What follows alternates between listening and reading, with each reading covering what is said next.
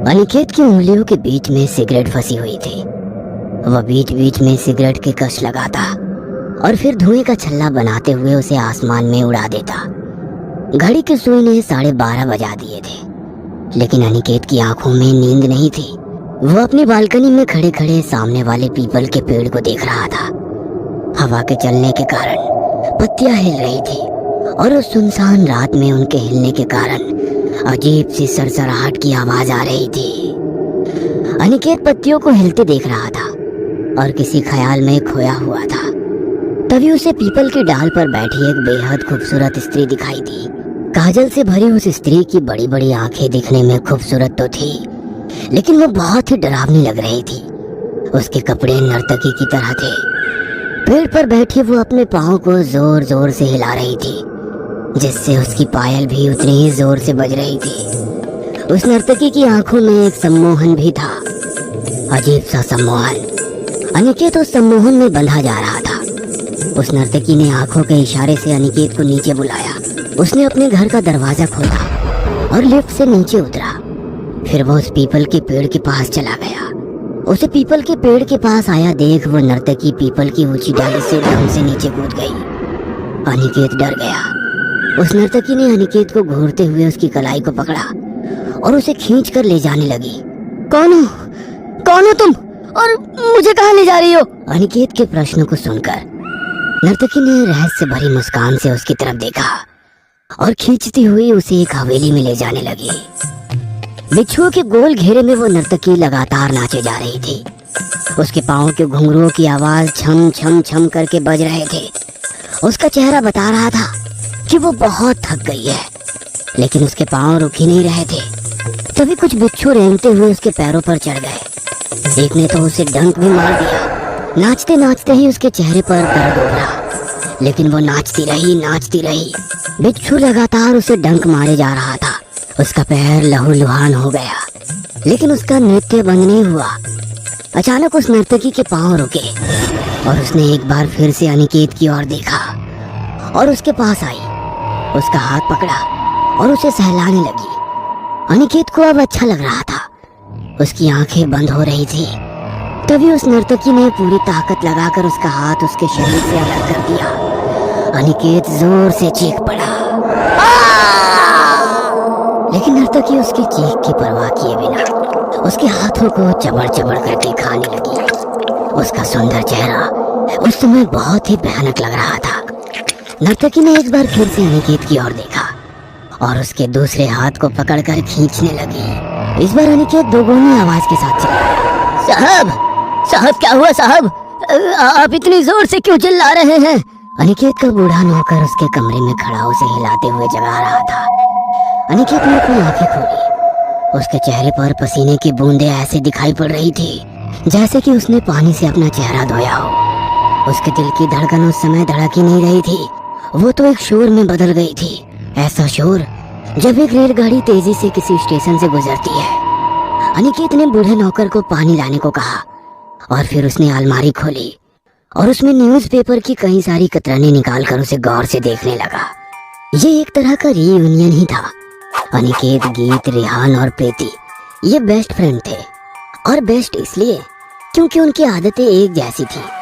चारों के चारों मस्त मौला और खतरों के खिलाड़ी। कुछ नया करना जिसमें जान का जोखिम हो, उसे तो वे चारों सबसे पहले करना चाहते थे। चारों के चारों बाइकर, और उनकी बाइक की स्पीड तो पूछिए ही मत। गीत का 2 बार एक्सीडेंट हुआ था।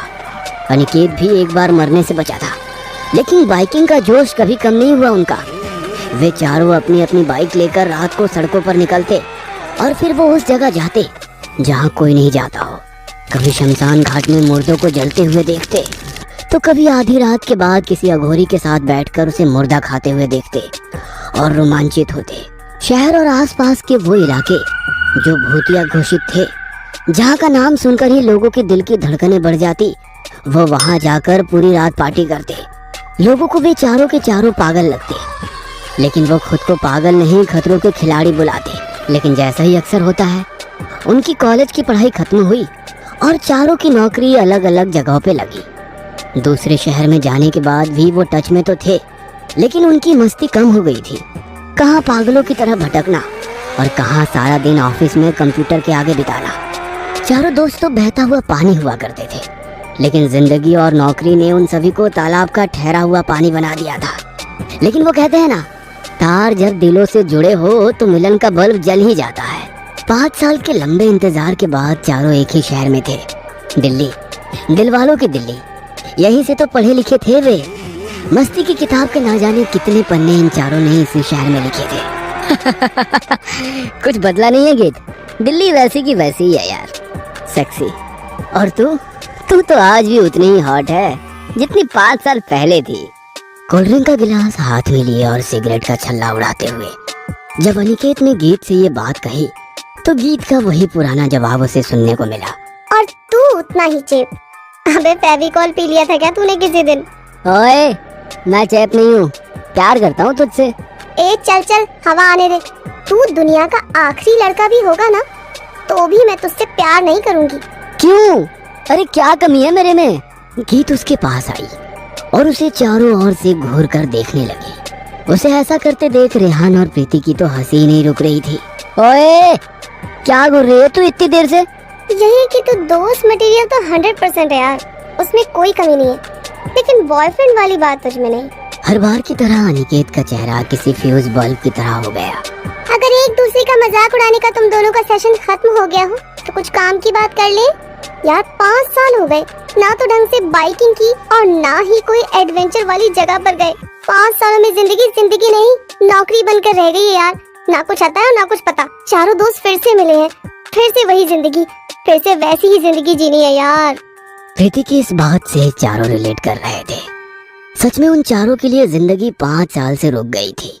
लेकिन अनिकेत ने तब उन्हें एक ऐसी बात बताई जिसे सुनकर सभी के चेहरे पर एक प्रश्न चिन्ह आ गया। ओए, तूने कोल्ड ड्रिंक में कुछ मिलाकर तो नहीं पी लिया?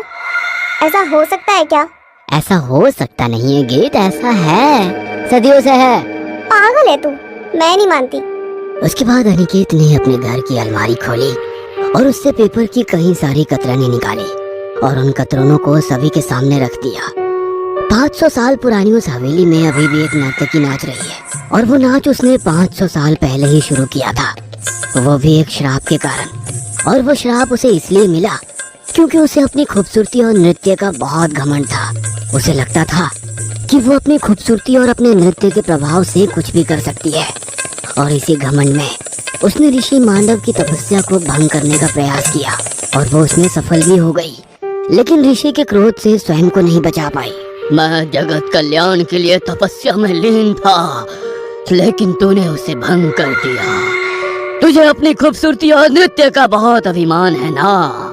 ठीक है, आज मैं तेरे इस अभिमान को चूर चूर कर दूंगा। मैं तुझे श्राप देता हूँ कि तेरे पाँव कभी नहीं रुकेंगे। तू हजारों सालों तक नृत्य करती रहेगी एक बंद हवेली में बिच्छुओं के बीच, और तेरा नृत्य कोई नहीं देखेगा, कोई नहीं। और जो भी उस हवेली में तेरे नृत्य को देखने आना चाहेगा वो मर जाएगा, मर जाएगा। जो भी उस हवेली की ओर आना जाना चाहता है, हवेली के कई किलोमीटर दूर से ही लोगों के साथ अजीब अजीब घटनाएं शुरू हो जाती है, लेकिन उस हवेली तक आज तक कोई पहुंच नहीं पाया है। जानते हो, जब से मैंने उस नर्तकी के बारे में जाना है ना, तब से मुझे एक सपना बार बार आता है। अनिकेत ने अपने सपने के बारे में भी अपने दोस्तों को बताना शुरू किया। सारे दोस्त ध्यान से उसकी बातों को कुछ ऐसे सुन रहे थे जैसे एक तीरंदाज किसी चीज पर निशाना लगाने के पहले ही ध्यान लगाता है। मैं तुम लोगों को फोन पर उस जगह के बारे में बताना चाहता था यार, लेकिन तुम सब इतने बिजी थे कि मैं क्या ही कहता तुम लोगों से। Oh my God, sound so thrilling यार। चले फिर उस हवेली में उस नर्तकी से मिलने, एक बार फिर से एडवेंचर करें। घड़ी की सुई ने रात के 12 बजा दिए थे, लेकिन उनकी बातें खत्म नहीं हुई थी। तभी अचानक से उनके घर की खुली हुई खिड़की से एक बड़ा सा उल्लू घर के अंदर आकर बैठ गया और जोर जोर से बोलने लगा। उल्लू का चेहरा और उसकी आवाज, उसकी आंखें इतनी डरावनी लग रही थी कि चारों के चारों दोस्त सहम गए। घर का बूढ़ा नौकर उल्लू की आवाज को सुनकर हाथ में एक डंडा लेकर बाहर आया और उसे किसी तरह बाहर भगाया। उल्लू का घर में आना अब शगुन है, साहब पता है, ये बताता है कि किसी की मौत होने वाली है। ये सब आप क्या कह रहे हैं? अरे वो पक्षी है, उसे जहाँ जगह मिला वो आ गया। मैम साहब, ऐसी बात पता नहीं है। आप जानती हैं, जब रावण रामचंद्र जी से युद्ध करने के लिए जाता है तो उसे उल्लू के बोलने की आवाज सुनाई देती है, जो उसके महल में बोल रहा था। महाभारत में शिशुपाल वध के समय भी उल्लू बोलता है। शिव और दैत्यों के बीच जब युद्ध होने को आता है तब दैत्य की सेना के अंदर उल्लू बोलता है और उनके अंत के बारे में बताता है। पांडव जब संधि के लिए भगवान कृष्ण को भेजते हैं तो कौरव उसे ठुकरा देते हैं।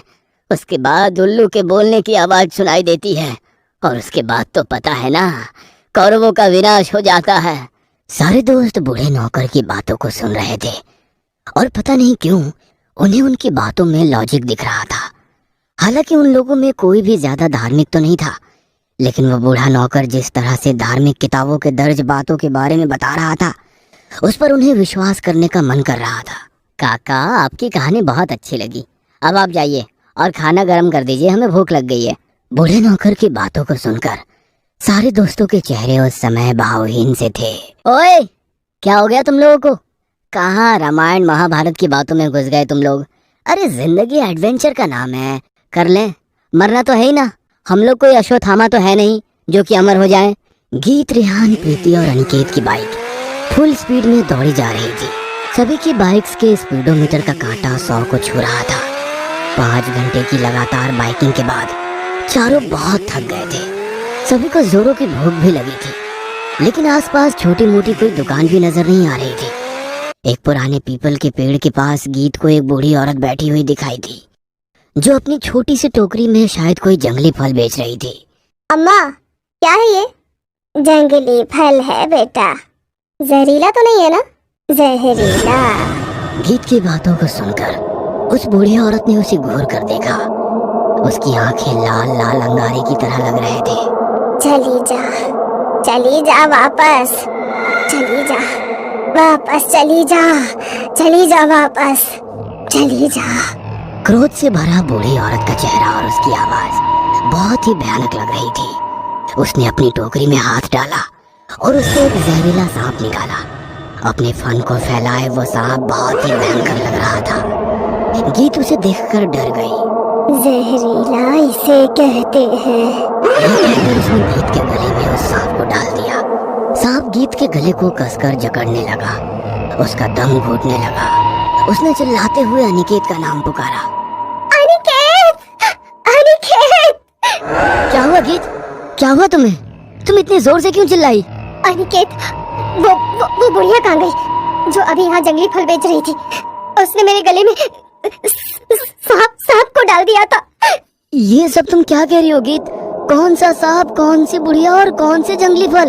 ओए गीत, सिर्फ तुझे ही नहीं हम सभी को भूख लगी है। इसका मतलब ये नहीं कि हम रास्ते में खाने का सपना देखते हुए चले। यार, लेकिन मैंने एक बूढ़ी औरत को देखा था यहाँ। चारों ने बाइक की किक फिर से मारी और भूखे प्यासे वो चलते गए। 50 किलोमीटर के बाद उन्हें पहाड़ी रास्ते पर एक चाय की टपरी दिखाई दी। उस टपरी को देख वो ऐसे खुश हुए जैसे कि उनकी करोड़ों की लॉटरी लग गई हो। भैया, चाय मिलेगी और बिस्कुट? दुकानदार ने उनकी बातों का जवाब हाँ में सिर हिला कर दिया। भैया, जल्दी से बिस्किट का पैकेट दे दीजिए ना, बहुत भूख लग रही है। दुकानदार ने बिस्कुट का पैकेट निकाल कर एक एक कर सभी को दिया। बिस्कुट के पैकेट पर वे चारों ऐसे टूट पड़े जैसे कि जन्मों के भूखे हो। सभी खाने में खोए हुए थे। तभी प्रीति को ऐसा लगा कि कोई उसके बालों को सहला रहा है। प्रीति ने पीछे मुड़कर देखा तो उसे एक खूंखार शक्ल वाला प्रेत दिखाई दिया। चली जा, वापस चली जा। प्रीति उसके बातों पर कोई रिएक्ट करती उसके पहले ही वो उसके बालों को पकड़कर खींचते हुए ले जाने लगा। कौन हो तुम? मेरे बाल छोड़ो, पागल हो गए हो क्या तुम? वह प्रेत उसे खींचते हुए ले गया और पहाड़ी से नीचे फेंकने की कोशिश करने लगा।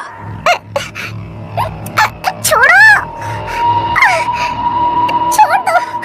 लेकिन उस प्रेत ने उसे पहाड़ी के नीचे फेंक दिया।